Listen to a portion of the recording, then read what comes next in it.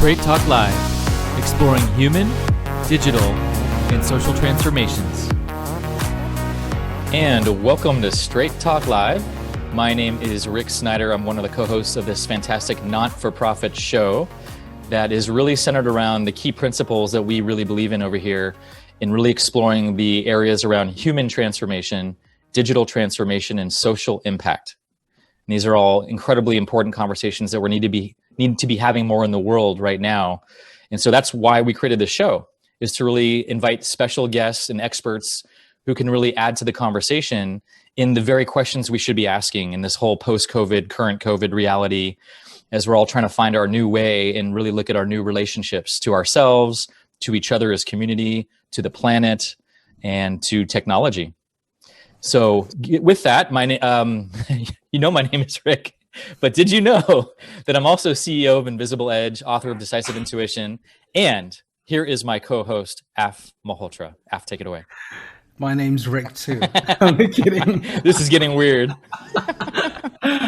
So I'm Af Malhotra, and delighted to have you guys on the show today. And we have a wonderful guest. It's our second show, right, for the new year. And we have an incredible lineup, of course. So what do I say about myself, apart from privileged to be on this fantastic journey with my friend Rick? And we have nearly 40 guests we've had on the show now. It's crazy. And so much mind share, just all of these amazing people, intellectuals and people who inspired us over the last year or so. And I think today we have one very special person who's going to tell us about her personal story and definitely help us, think about purpose and our path in a very different way. So over to you, Rick, and let's crack on and get into the meat of this conversation. You got it. So this show is really about what does it mean to get off the train of success and actually find your purpose and your path. And I remember Tony Robbins was talking about Robin Williams at one point, and one of the most devastating tragedies of Robin Williams is when you attain a certain level of success and you're not fulfilled. And just how devastating that is when that formula actually happens. And so a lot of those of you out there might even have that direct experience where you achieved what you set out to achieve on paper, but still feel very empty inside, very unfulfilled. And that's really what our next guest, Ayelet Baron, has to share with us. So Ayelet is the former Chief Strategy and Innovation Officer for Cisco Canada. She's also one of the top Forbes top 50 Global Female Futurists, which I'm very excited to get into that with you specifically. And also an author of a trilogy called Fuck the Bucket List. I've got two of them here. The third one's still coming. And then lastly, she's just an overall badass. So I'm very excited to have you on our show. Welcome to Straight Talk Live, Ayelet. Thank you for having me, and let's have some fun. I agree. So let's start with that. So I know that you have a personal story just about your own levels of success and what you've achieved, and then your own journey of what happened when you crashed and burned, literally. So I'd love for you just to share a bit about your background that way. Yeah, I think we all have stories, and we forget that we all have stories. And a lot of our stories we kind of suppress because they start as childhood. And it's only when we're later in life that we realize why we're doing what we're doing. And a lot of it is through the societal conditioning that we had. And so for me, my first memory in life is war. I mean, how many people can say that? I was 3.5 when war broke out in my country. And, if we lost, it was a physical war. If we lost, I wouldn't be here. And, none of this would have happened. And as a 3.5-year-old, I saw the value of community. I saw the value of people coming together during a crisis. And I saw what it was like to really collaborate and work together. And my parents never had a chance to get formal education. My mom wanted to be a nurse, and she was told at the time that was not a good profession for a woman. And my dad went straight to work. And when I was in my teens, both of them went to school and got their degrees, and I was on the path. My dad always said to me, "Get an education," and it broke his heart when I auditioned for school because what would a theater major do with her life? And I remember I got into an amazing school in the United States and the top theater school in Canada. And they were trying to convince me not to do it. And my dream was to be a playwright, not to be on the stage, because from the age of 15, I was in a play looking at some really deep issues. And I just had a love for the theater, and I had a love of like, how can we get messages across to people through writing and storytelling?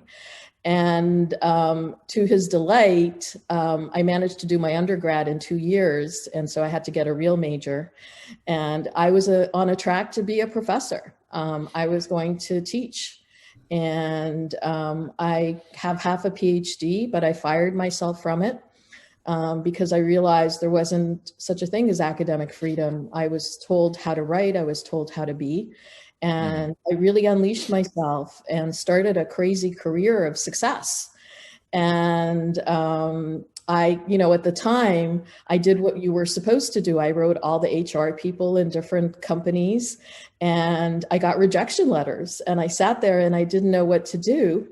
And I ended up writing the CEOs. And within a couple of weeks, I had my first gig.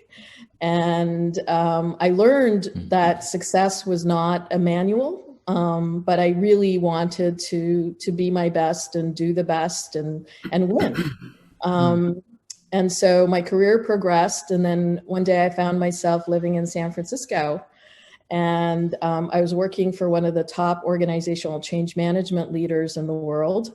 Also finding like what's behind, I talk about it in the books as well, what's behind reality of change and leadership. And I sent my resume for a job that I saw at this little small internet company called Cisco. And I got a rejection letter saying, sorry, this job has been filled. And 2 days later, I got a call from someone from the CIO's office. And she said, when your resume came in, we know we needed to create a job for you. Wow. Wow. Yeah. That's I never hear that story. Yeah. I didn't know anybody there. I had just moved to San Francisco, and I guess my resume said crazy troublemaker or something. And so You're hired. You're hired. You're in the right company. Yeah. So after 15 interviews, and it was funny, the last interview I had was going back to the CIO, who pulled me behind his desk. On his large computer, he had my resume open. And he said to me, okay, your last interview is with HR. They're not going to like the fact that I'm bringing you on board. So we need to change your resume. That's funny. Because I come more from a business background than from an HR background. And I think people don't understand that change is about business. And it's about people, and it has to be aligned with what we're creating and what leaders are. And then he said to me, if I'm really a terrible manager, and if you really want to come on board, then you have to report to one of my direct reports, because I just don't have time. I mean, he's a pretty important big guy. And I said to him, well, if you really want IT to be a business partner and you want to achieve the internet capabilities that you're talking about, I have to report to you. That's part of the plan. I said, I don't really need to be managed. And I've had terrible managers. I've never had a good one. So, why change? We're a perfect match. At this point. And I said, so don't bother, don't waste your money, your time, or your energy hiring me if it's not going to report to you, because it's going to send a message to the organization that what we're doing is not important. So I got the job and I walked in on day one, and he gave me one PowerPoint slide and he said, good luck. Oh, he wasn't kidding. No. And it was amazing. I mean, when I joined the company in the late 90s, it was the best place to work, because we really cared about what we were doing. And what we did was, I created, with an amazing team, we created a daily portal for IT with daily information when the technology couldn't do it. and created the first online community, internal online community in 1999 that failed because nobody knew about dialogue and communication, but I learned so much from it. And then when he left the company and to become a very successful VC in the Valley, I moved into worldwide sales because the new CIO was more there for foundational stuff, and I do strategy. I rock the boat. I don't know how to do just regular stuff. And I got an opportunity to work globally. So I've managed to work in over 100 countries around the world, thanks to Cisco, and worked in the mobile business in 2003, which was incredible because people didn't even know how to spell mobile at the time. And it didn't so matter for me to know the technology because I worked with some of the smartest people in the world. What I knew was people. What I knew was human. What I knew was not from a manipulation perspective, but from really understanding how we drive change and how we get people to adopt it through a very practical. I'm not a big formula person, but I studied how people change behavior because I know how I change behavior. And so I never tried to do something that I wouldn't do myself. And then it was great because I got to more success. You know, I was on the leadership team for emerging markets when that theater began, and it was incredible. I was one of the few women from a business perspective that was on that team, and it was crazy. It had a huge toll on my personal life. I ended up getting divorced because I was never home.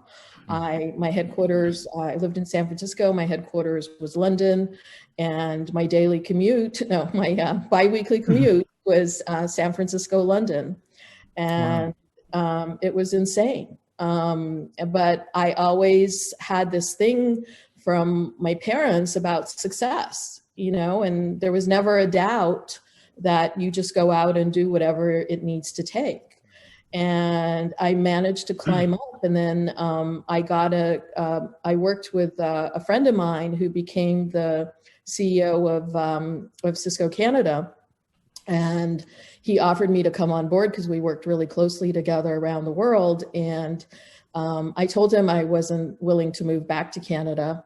And if I could do it from San Francisco, then that's fine. And I would commute back and forth because the commute from San Francisco to Toronto, I mean, listen to this crazy logic I had.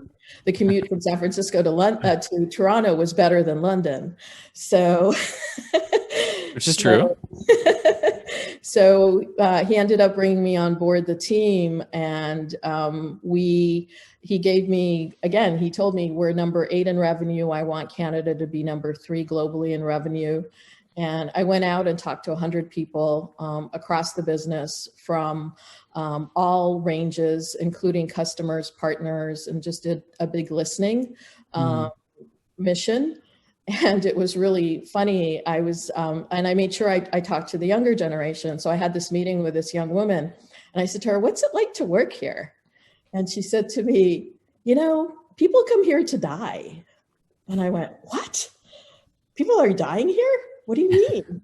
And she goes, "No, look around. It's mostly like men in their 50s or late 40s. You know, they work and then they might get a drink and then they go home to their families. But like as a young person, there's not a lot of like socialization apart from the job. And it's just like, it just doesn't feel like it's alive." And so I ran into his office and I said, "Hey, we got to shake things up." And we did. You know, we moved from, you know, from a success perspective, we moved from number 8 in revenue to number 3 to number 2, which meant we were number 1 because the US was number 1, but globally, you know, we beat the UK, we beat Japan, we beat Germany, and it was insane. You know, it was just insane. And what was the key to that succession? What was the key to that jump to number 2? Would you say? We did a whole strategy that was based on integrating everybody and really listening to everybody and looking at the different markets. And we even brought some people in that were in the political stream to help us navigate how decisions are made externally in the world. and we had more open. Plus, we started using our own technology. You know, I totally changed how we worked and started working out loud, where people from different offices started to collaborate, and the managers were the ones to run the meetings, not, you know, being talked at. I mean, we would have these meetings, and my boss would call me and say, "Hey, I got this meeting. Where are my slides?" I'm like, "There are no slides. People are asking questions and you need to answer." And so it was really, and very deep relationships, but, and also doing a lot of, the reason I was in San Francisco was advocating with the senior executives. We had to change some things in the metrics. We had to change some things in the finance perspective that people weren't aware of when it came to a unique country. And we really, there was also a global program around countries, which was later killed and went back to centralization after I left. But at one point, I was so stressed out, and I was working so hard. I was traveling so much. I was so tired, and there was so much internal politics. It wasn't even funny. It's the stuff we don't talk about. And I got to San Francisco early in the morning to take my flight to Toronto, because I was doing a presentation for 2,000 people, and I had customer and partner meetings. And I don't know what happened that day, but that day the whole airport was nuts.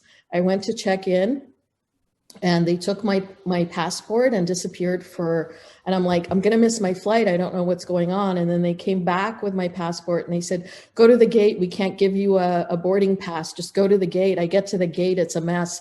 There's no communication. Like, I had all the signs of go home.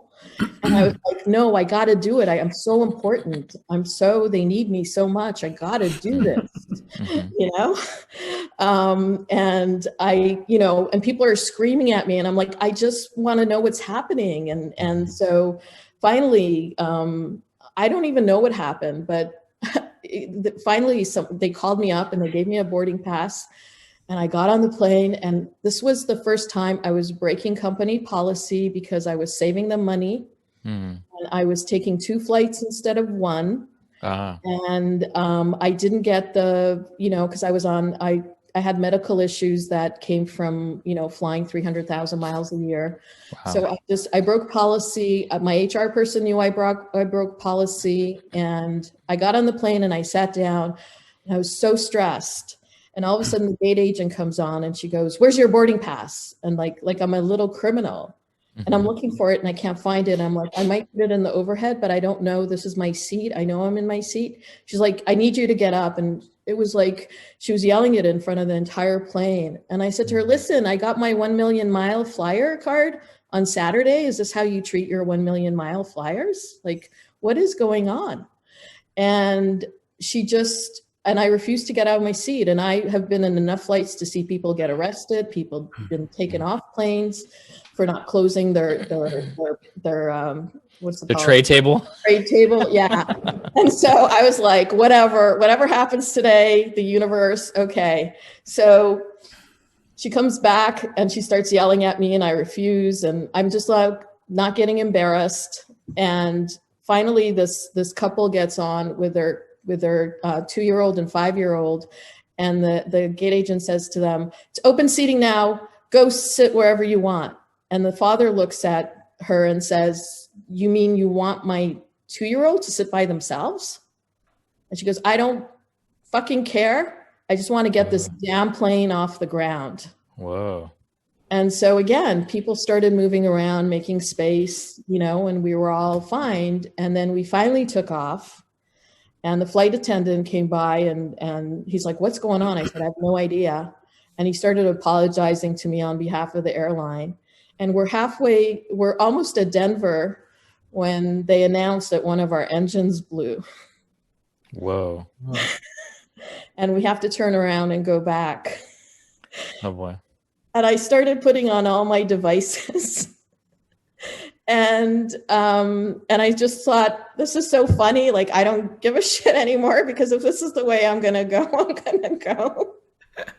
Anyhow, They told us not to worry, but it was crazy. And everybody on the plane had a story. One woman was going in for her cancer surgery, which is scheduled at a certain time. Like everybody had a story on that plane. And they told us not to worry, but when we literally crash landed with the ambulance, I won't get into it because I can't relive this trauma. It was really bad. But here I am, my phone rings when we land and it's telling me that I missed my flight. Not that they rebooked me, not that they gave a shit, not that like, thank you, you're alive, but, oh, you missed your flight. And I went back outside to the counter to rebook my flight because I was remember I told you I was so important? Right. And I didn't even notice how physically hurt I was. Right. And then they told me, okay, we can get you on the red eye. I'd been there since the morning. They said, we can get you on the red eye, the last seat next to the bathroom. And I just said, you know what? I'm done. I said, I'm leaving. And I left and I went back home. And I should have gone to emergency. The next day I went to urgent care. And the guy told me I was insane that I didn't go. And he put me on medical leave. And I contacted people at work and they were like, what do you mean? Like, you got to be here. And I said, well, I can't. And I continued to work like a mad person for about 2.5 weeks virtually. And I went back to the doctor and he said to me, like, if you continue on, you're going to die. You can't do this. You got to stop. And so I did. And after 3 months, I called my boss and I said, listen, I can't tell you how many times I've asked you to fire me or to give me the early retirement package. And you told me I was too young, but I'm not coming back. And you know what he said to me? He said to me, but Ayelet, you always play hurt. And I said to him, what does that mean? He said, you always put the company first. And I said, no more. I said, I could go on leave and your headcount will be stuck for another 3 months. Or, I'm telling you to free it up and you can go hire someone else because I'm not coming back. I can't. My life is too precious to do it. And when I found out that my role was replaced by 3.5 men, I really knew I was insane. Wow. So there's so much in there, Ayelet, and I can relate to a lot of it myself because I went through a similar journey when I was in the corporates. I won't go into that today, of course, because it's about you today and your story. But I have to ask you this question. I'm really confused. I don't understand why I'll include myself in it because I did what you did at one point and I had a different health experience. But there's some sort of a drug. This is some sort of a corporate drug. As an entrepreneur, I'm perplexed by my behaviors because this is my world. I am the owner of my world, my destiny, my business. It's mine. If I screw it up, it's mine and whatever, right? But I was working for other people, and it's good to work for other people because that's just the way the world goes around. But there is a fine line between working really hard and giving your best and then doing what you've described. And thank you for being so honest and open about it. Why have you ever thought about why you did that? It was the manual I was given. It was the way that we were supposed to be. I mean, especially for women, I can speak for women. We were taught to suck it up. We were taught that we could be everything, and I don't want to be Superwoman anymore. Like, I don't want to be a character I don't want to live in a world of heroes anymore. But we were taught that success was the drug. And if you do all this, you would be happy. And you're not. Most people are not happy. And we've created a society where we define ourselves by what we do. Yes. I want to live in a world of lifeaholics, not workaholics. Yeah. I don't believe in work-life balance. It's a myth. It's bullshit. There's only life. If we can teach kids and if we could teach ourselves that there's only life and life is one big, amazing adventure. And we don't have to split ourselves into professional self and personal self and have different wardrobes and have different talk and just show up as who we are. Like, we've been masked for years. It's just not been physical. So, I'd love to know more about your story at some point too, because I think there's a lot of healing that needs to take place and it's addictive. I got addicted to travel. Yeah. So important that, when they told me that I had to be back in whatever country around the world, I did everything to be there at my own expense. Like, I did not have children, and I'm not a victim. It was my choice. But my work, my dad put in my mind because of his story. And there's so much ancestral trauma that we carry around with us everywhere we go. Yeah. And the voices in our head. Yeah. That's what we deal with. I just want to double click on this because it's so important in the sense of, we all have this programming that we've received, mostly from our family of origin, but also our culture, religion, politics, whatever, our community, whatever it might be. And part of my manual that my operating system has often been exactly what you're describing, where I'm valued for what I do, not for who I am. So it's what I did, the accomplishments that got the recognition, that got the validation from my family, from authorities, from school, from whatever it was. Yeah. And that kept me going in the business world. And I was a salesperson. I was a top salesperson on a 120-person sales team. And at some point, my director said, "Are you enjoying what you're doing?" And I wasn't even aware that I wasn't. And but she saw that in me. I was just kind of going to the next sale or to the next thing. And it was like a little flash of adrenaline, but that was about it at some point. And it wasn't a deeper meaning for me. And she saw that. And I actually had to reflect, like, wow, I'm kind of miserable, even though I'm the top salesperson. Okay, I made it. Now what? Right. And how many people out there can really relate to that right now? What's your manual? What's your operating system? What's keeping you on the wheel? And are you having a moment to pause and really self-reflect? I think this is such an important conversation. I mean, the other thing, sorry, go on. No, go on. I mean, the other thing I just wanted to add to both your points is this might sound really sort of old school for a lot of people who are younger on the show, as in our straight talkers. But in the old days, we used to have this thing called a business card. It's like this card. You write your name on it and you write your job title on it. Hopefully it's got some president or some vice president stuff on it as well. And then you've got the logo of the company, and you print loads of them, and they're high quality, really high quality. And the higher the quality, the better you feel about yourself, along with the office that you've got. And then when you travel on planes, you and your business card, I know this sounds very mentally distressing, and you probably think we're probably unwell. Maybe we were. You are symbiotically connected to the business card. You become the business card. And that is a cancer, is a disease. I don't know if a lot of people hopefully relate to this. I detached from that business card. What I mean by that is my identity was the fact that I was this person at this company with this job title. And therefore that way of thinking, and to Rick's point, that was getting reinforced by the community I was in. Fantastic. Oh my God, you're doing so well. Great. Islets and planes. Well, she's a million miles. I mean, she's totally happening. She's doing it. She's earning loads of money. She's one of the most successful women I've ever seen. All of that stuff, reinforcing the significance and importance of what we know is probably not good for us, but we continue hanging out in that sort of wormhole, right? And I think your breakthrough was that unfortunate event where the plane crashed. And what's worse is that you carried on and you still thought, and I'll only share a small thing. When I was in the company I used to work for, I was in a similar position. I did about 30 flights in one quarter in Europe, and I had a freaking broken hip. I didn't know that until I went to one of the destinations and someone got it x-rayed.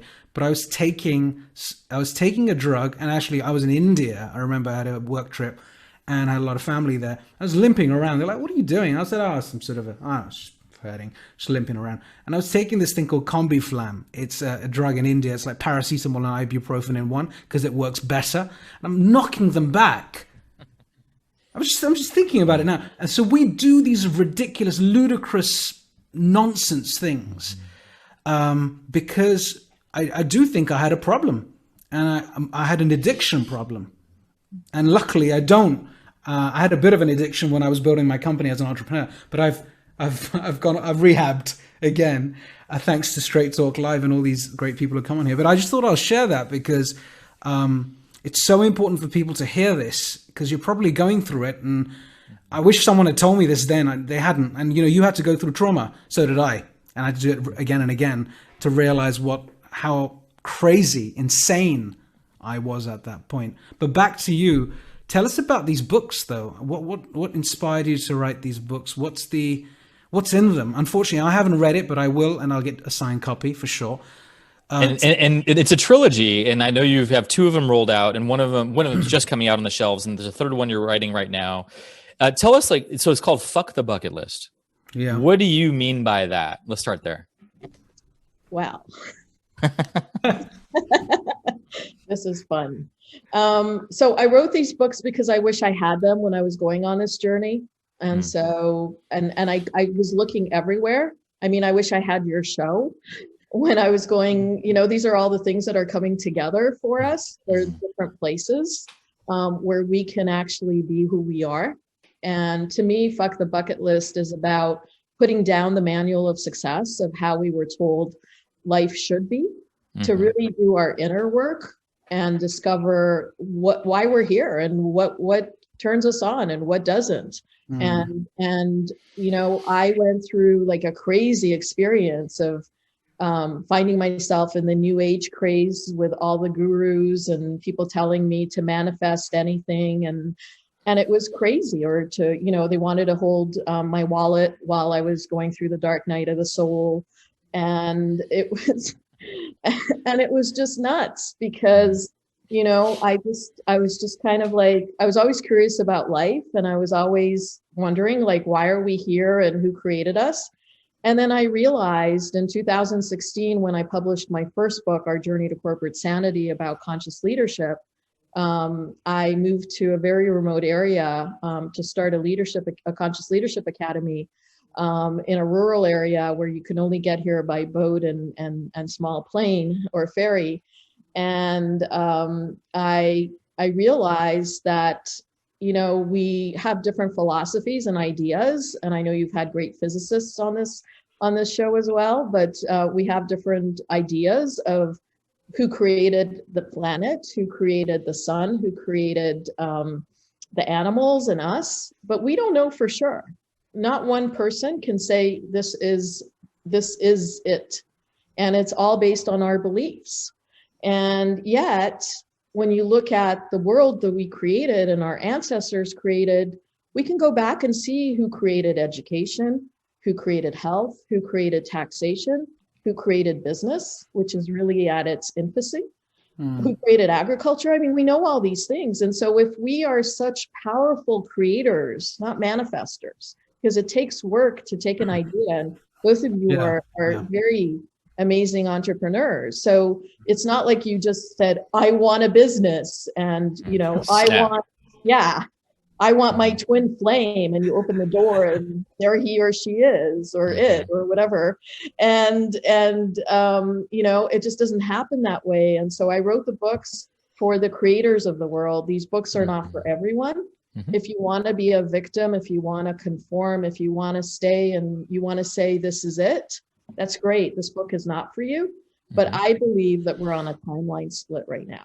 I believe that we are in this amazing point in history, despite all the external noise that's out there, because there are people that are continuing to feed the machine and to want to save and make a dying world of greed, a dying world of productivity and efficiency and burnout and depression and cancer and illness better.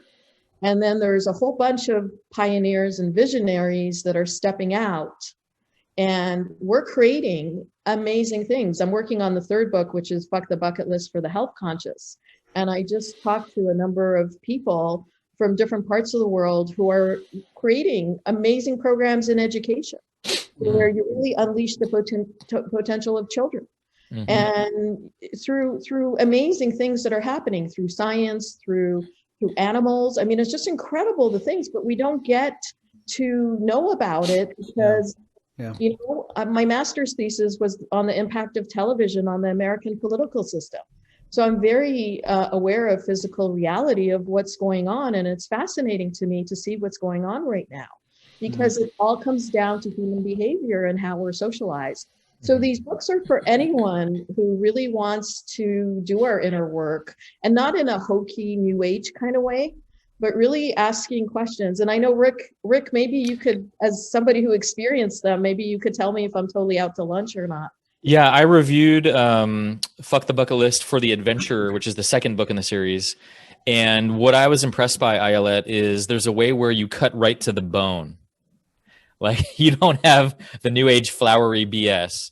And there's something very refreshing about that, where you ask a lot of provocative questions for the reader in each chapter that has me think about my life and my relationship to the various topics you talk about, and how to relate to the unknown and question what I think I know. And, you know, one of the common phrases we have at this show a lot is making friends with uncertainty. And so how do you actually do that? So there's just a way. I found your book very grounded, practical, hard hitting. And it's a nice balance of that, because a lot of times the new age stuff is too flowery. The practical profit only world is just devoid of soul. And so you seem to find a really nice balance of how do you walk a path that's meaningful and is practical also.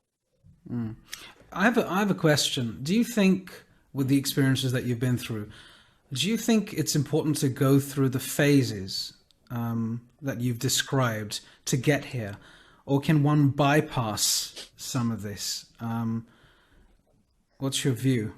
Well, if I was a spiritual guru, I would tell you that you would be spiritually bypassing, but I call bullshit on that.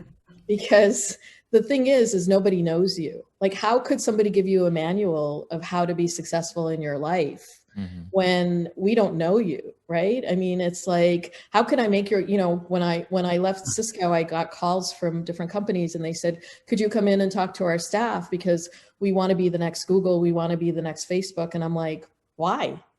Do you know who you are? Like, you don't have the infrastructure to do that, but you have your own infrastructure, you have your own people. So why don't you find out how you can be the best you can be without having to be like, you know, this whole thing about best practices is bullshit, because what's your practice? What works for you?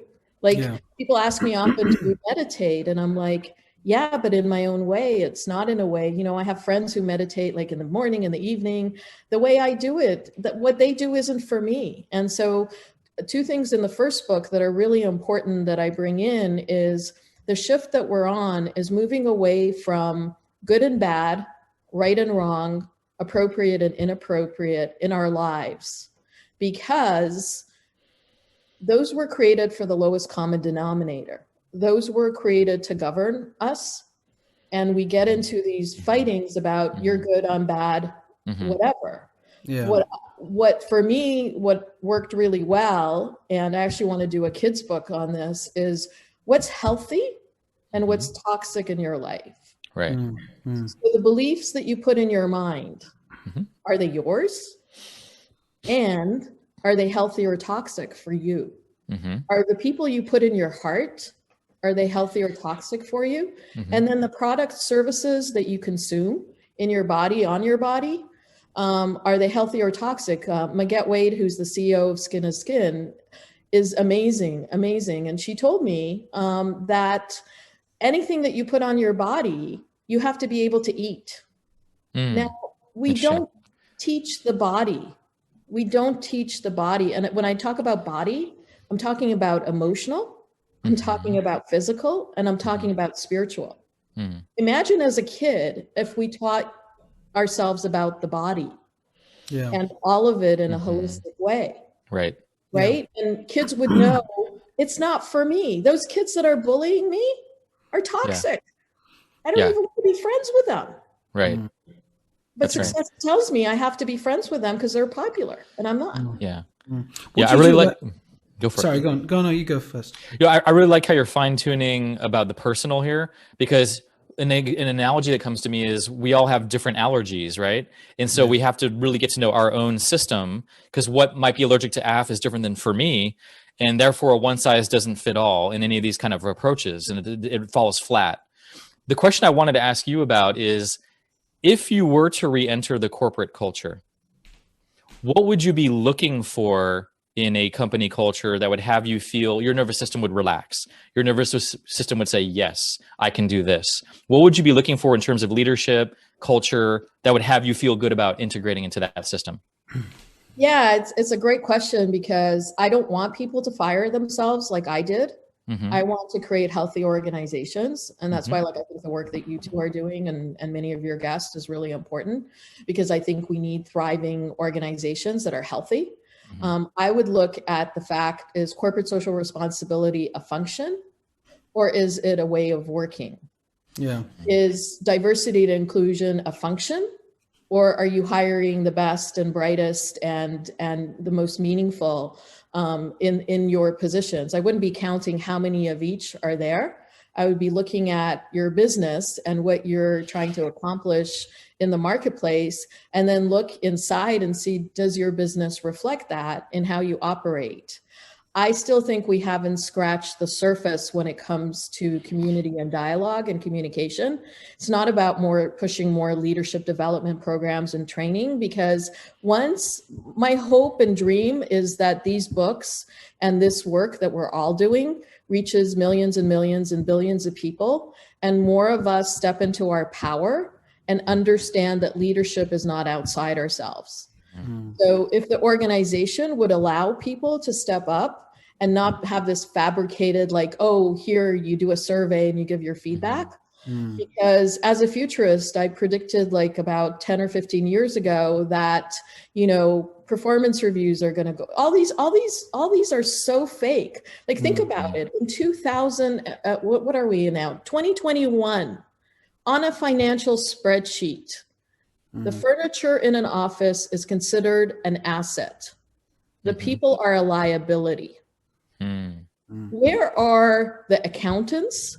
Where are the finance people? Where are the legal people? Where are the HR people that are really valuing people beyond the culture statement? So I would look at the foundation. And what's happening now in the world is that the foundation of our world is rotten. It's like you're standing in a house where the foundation is rotten. It's infested with all kinds of insects and things, and we're building another story and another story and another story. And it's time, like, life and death is just part of life. If you go on a farm, you'll see life and death every second. In a soil, there's 2 million organisms. And so when you get connected with nature and you don't forget that you're part of nature, and that it's not outside of yourself, and that the organization can be holistic, where you're not fighting for head count and you're actually doing work. Imagine a place where people come to work and they find joy and play. And it's not like sitting on a Zoom all day feeling depleted, or being on an airplane, or, because it's not going to come from the top. This is the myth. The change that we're looking for, this is why this work is so important, is only going to come from us. It's not going to come from a guru. It's not going to come from quoting someone else. And I quote a lot of people. I mean, one of the people that I love, who I think is the original business hippie, is Bucky Fuller. I mean, the guy was standing there ready to take his life because he thought his wife and child would get the insurance money, because he failed at everything. He failed once, and he got this message saying, you're here for Spaceship Earth. And the more businesses that are about, humanity and thinking about the community and making conscious choices, we would have amazing lives, because we didn't come to this planet to suffer. We didn't. I mean, I think it's known to all of us. I mean, Oscar Wilde's quote, although I love it, is be yourself, everyone is already taken. And it's important to know that in today's world, because this concept of role models is also an interesting one. So, it's fantastic you've written these books and you've broken out of the corporate and you've created a new world for yourself. And I think I'm speaking now to the younger generation. I notice a lot, and we were discussing this the other day, actually, Rick and I. There is this whole a movement of spirituality right now. Young people jumping onto spirituality, and I don't blame them. They have so much stress. I mean, especially the Gen Z. I mean, they're just growing up in this world filled with unemployment and pandemics. It's tough. And, they're turning to something to reduce the stress levels. Oxidized stress is so high. And then, of course, there's the extra pressure from the family and friends who have an expectation. So it's funny, we see many, many young people turning to, spiritual gurus or doing coaching courses to become coaches, and people sometimes personal development gurus. Personal development gurus, some very young, I mean, like someone who's like 22 is, now aspiring to coach people who've been through 10x more trauma. And I don't think that's right or wrong. I'm not being facetious about it or anything, but we have to contend with that in society as well. And why I'm talking about all of this is because there's so many things going on. I mean, call it noise, who knows, where one gets distracted. And it's the similar distraction or addiction to what we were talking about earlier. The corporate is an addiction of its own kind. But the addiction of, well, I don't have any answers. I may as well live my destiny and I'll go and change the world with this, make a dent in the world and so on. And we never regulate those things, do we? It's all free. I mean, to do whatever you want. And why I'm talking about that, slightly different point, but I wanted to come back to what you said earlier. One of the things we've done in my company is talking about fun, making life fun. We've changed language. We've changed language. So we don't use goals anymore. We don't use targets anymore. And the reason we don't, and it might be like, oh my God, you're never going to succeed for some people, is because we started to realize at a human level it causes anxiety and it causes stress and it causes frustration because that comes from not meeting an expectation. And then everyone's angry with each other. And then you get super pissed off because Rick didn't do a good job, but Af did. And then Ayelet crushed it, but the next person didn't. So we said, no, none of that. And we accept those things are kind of goals and goals and targets, but we call them aspirations. We call them direction. I like which direction we headed in, guys. And it's funny that we've set a goal for ourselves or aspiration for ourselves and a direction, and we're getting to that direction. We're moving in that direction, and there's no destination. We're like, if we just kind of just jump, get to that area somehow, and we're like, okay, we're headed towards that area. And it's funny how the team comes together, and we try best not to use the language that is related to stress. And I'm a sales guy, and I love all that stuff, but actually it's not really helped me in my life. I've got to be honest with you. Mm-hmm. I don't know how you feel. What's your view on it? Because of course you're nodding your head. What's your take on it? Language. It's so important. And, frame of reference is everything. Like I could say to you guys, we're going to have the best lunch today. And we're going to have the most amazing lunch. But what that means to each of us is different. And we don't go enough into question everything and say what it means, because then we get disappointed, right? And in work and personal relationships, we'll say, hey, yeah, but everybody's got this different frame of reference. So the language does, but it's also a business. Somebody created, Six Sigma. Somebody created TQM. For those of you that are young, you probably don't know what I'm talking about, but whatever the new, fad is, because that's what feeds their business. And we're not going back and saying, does that make sense? Does that integrate? And that's what's happening a lot in spirituality. People are doing a lot of plant medicine right now. You said no bullshit. And it's opening people up and making people vulnerable, but you have to be really careful about who's guiding you. And where you're at, because that energy, like that consumption, why it's so important to know what's healthy and toxic in your life, because we're now creating energy in how we're feeling within ourselves. And so if you were criticizing me or you just called me on something, that energy would come through to everything else. And so there's a lot of new age people saying you create your own reality. And I'm like, take this brick and hit it over your head. What are you talking about? There's a physical reality. Yes, you're in charge of, you get up in the morning and you see sunshine or you see, death. I mean, it's up to you and how you react to this physical reality and the people that you're with. But I can't tell you how many people have told me just manifest. And, there's no Tesla in my driveway. Prince Charming is not standing out there, you know? Oh, And God. so, you know, manifest means like what you're talking about is your aspirations. And Rick, your book, which I'm loving, is amazing because it talks about the invisible. Mhm. And we've always kind of looked at what's visible and given it traction. But Right.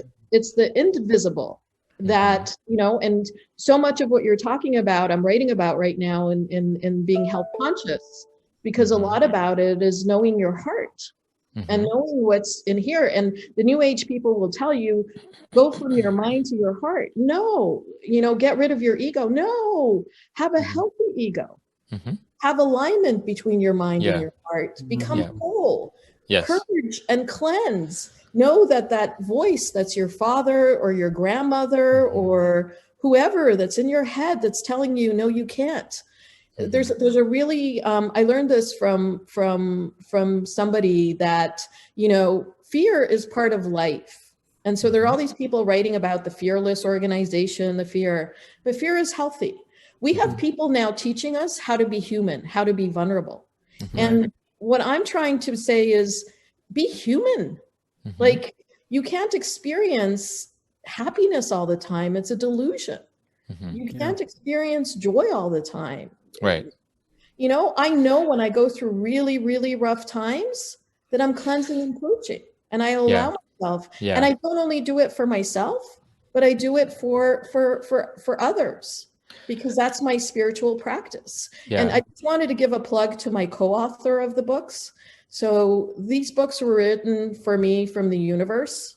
It has, I'm just a messenger of it, and it has a lot of universal knowledge in it. And I see people who experience the book as co-creators, because what I hope is that you can then go out and make healthy decisions in your life, or you could be the next creator of whatever business environment, whatever system that there is out there, and find out the other co-creators. And when I'm finished with the third book, I'm starting to work on a platform to connect creators in the world, Nice. to be able to have these conversations in an ongoing way. And that's very much what we're doing at Straight Talk Live here with all of our special guests. So I'm glad to have you in the mix now as part of one of those leading voices with our other amazing colleagues that we're going to be creating a lot of exciting things with too. So that's exciting for us. I have a question about futurists. Being one of the top 50 global female futurists, I have a question for you.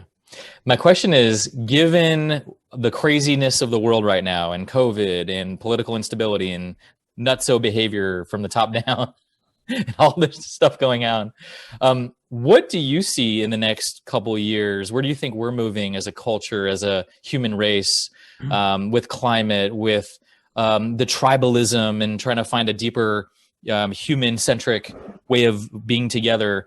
What feels realistic? And when you go into your futurist space, what are you seeing is happening and needs to happen in the next few years? We got to start with doing our own work. We got to stop the blaming, the shaming, the judgment, the being offended, the division. I didn't tell this part of my story, but it's in the book. But, you know, I got invited to go to the Amazon rainforest with Lynn Twist and a group of women looking at maternal health. And it was at that point when I was deep in the Amazon on a trip I never thought I would have gone to, you know, I was ready for a spa, not being Indiana Jones there. And it was just, I learned from the local tribes and the local people of how they govern, because I asked them. And, you know, they don't know who the next leader will be. They go into these massive meetings and somebody says this person will be great. And the 26-year-old all of a sudden is the leader for the next couple of years. But I realized that we're so part of nature. And in Western culture, we've been so divided. Like we go to nature to detox. Well, we are nature. We detoxing from ourselves. So the more people that become conscious and stop buying and consuming things that are cancerous and really looking at reality for what it is and understanding, I think the more that people go to the root cause, I have a huge shout out right now for my friend Tim McDonald, who is in chemo watching this. And, a month ago, we didn't know he had stage 4 colon cancer, and now we do. And the amount of community that has come around for him in his battle, in his fight, has been amazing. And he's been an amazing spokesperson now about be aware of sugar, go get tested. The more people that don't talk, they don't even say vulnerability. They just live the way they need to, and they spark others. That's where we're headed. But if you want to keep fighting, if you want to keep in the division, Jerry Garcia said, when you have two evils, you still have evil. And so the foundation of our house is rotting as a futurist. And we don't need to build more stories. We don't need to build a skyscraper. We need to create new, fresh, healthy land. We need to know what goes into our soil. We need to know what we're consuming. And we need to really look at things in alignment with nature, because you talk about climate and all these things. We need to teach our kids love. We need to love ourselves. It's not always about going out and changing someone else. And for what you said earlier, Af, no one's coming to save us. I don't want to live in a hero mentality. I don't trust politicians. I don't trust philanthropists. I don't, why should I trust them? I trust you guys.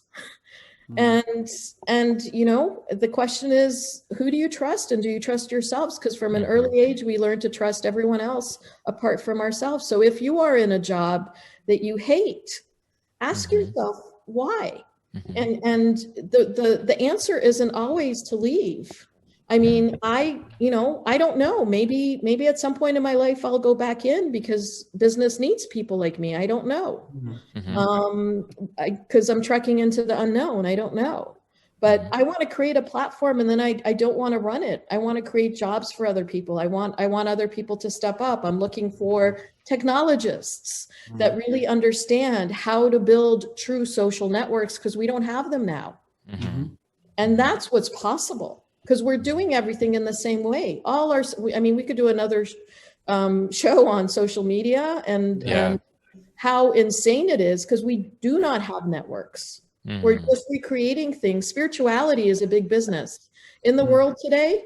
We know we are tracking the cost of human trafficking. We have $1 billion number associated with human trafficking, which is sick. So what we need to deal with are the infections of our mind. That's what we need to deal with, and look at how we can live a healthy life, how we don't have to be pressured, how we can have joy and play, because that's the world I want to live in. And that's my futuristic, and I'm in a very minority on this, because most people want to talk about the next big technology and the next, but the next big app is humanity. And it's your own humanity. I like that. The next big app is your humanity. And what I really heard you say is it's time for all of us to do our work and to be willing to lean into those uncomfortable places. And I like what Dr. Brene Brown says in her research, that if we're not willing to feel the uncomfortable emotions, we limit feeling the positive ones as well, the wonderful emotions of life, the love, the joy, because we're keeping in this safe bandwidth of just getting by and being okay. So it really is a testament out there for all of you who, we all do it. We all tend to avoid the uncomfortable stuff, right? So what does it mean to lean in a little bit more and ask for help and be willing to breathe and feel through and have that confidence that actually that's a faster pathway and a more integrative pathway than just trying to get by and muscle through like we've done for so many centuries. Yeah, bang on. And for what Ash mentioned earlier, about like the addiction of work and your story, to me, like what I've learned is not at my expense. So nice. Start asking yourself, like, is this my dream? Am I connecting my dream with a company's dream? Yeah. Is why I'm just as important as the company. Yeah. So am I doing it at my expense? And stop doing things at your own expense. Love it. We have to wrap up. Ayelet, fantastic show. Thank you so much for your passion, your energy, your work. And where can people find out more about you and your work? Where should they go? Just if you know how to spell my name, you could find me anywhere on the internet. And if they didn't, how would they spell that? It's AYELETBARON.com. And you can also find me through friends. I also want to give a shout out to Mark Way, who's an amazing human being who connected Rick and me. And I want to tell you that it's all about community, and it's all about reaching out and dialogue. And I don't take it for granted for a minute, because it's not just about the influencers. And so reach out, talk, connect. And you could find my books anywhere around the world, but only in English right now. Well, wonderful to have you on. I know we'd love to have you back. Love to talk about social media and much more. So thank you again. And for all of those out there, for our show next week, we have the very special honor of welcoming John Perkins, who wrote Confessions of an Economic Hitman, amongst many other several bestsellers. And it's actually very much related to the topic today of he's going to go into the death economy versus the life economy. And that we're now at our current crossroads of the choices that we make around consumption, regeneration. What does that really look like to have a life economy, not just one based off this death economy that we've been circulating for centuries? So stay tuned for next week. And then lastly, don't forget our Maverick Leaders program. We have amazing special guests. We'll have Ayelet on here some point soon as well. And so just go to straighttalk.live /MLP. And you can see a free network we have there, all kinds of amazing content and materials to help you get in that Maverick leader mindset to inspire whatever you might be doing in the world. That's the whole point of this program. So, Af, you want to say goodbye to our audience here? Yeah, I mean, thank you guys. Wonderful show. Ayelet, that was absolutely magnificent. And we're already getting some messages. By the way, we were streaming on social media as well, right? So we had Facebook and YouTube running. So powerful session. Thank you. Looking forward to the third book, the trilogy. And looking forward to a signed copy. Look after yourself and namaste. Be well. Namaste. And you can also catch us on Spotify and iTunes if you want to hear the audio of this show. Okay, thank you all. Ayelet, see you soon. Be well. You guys rock. You too. Bye-bye.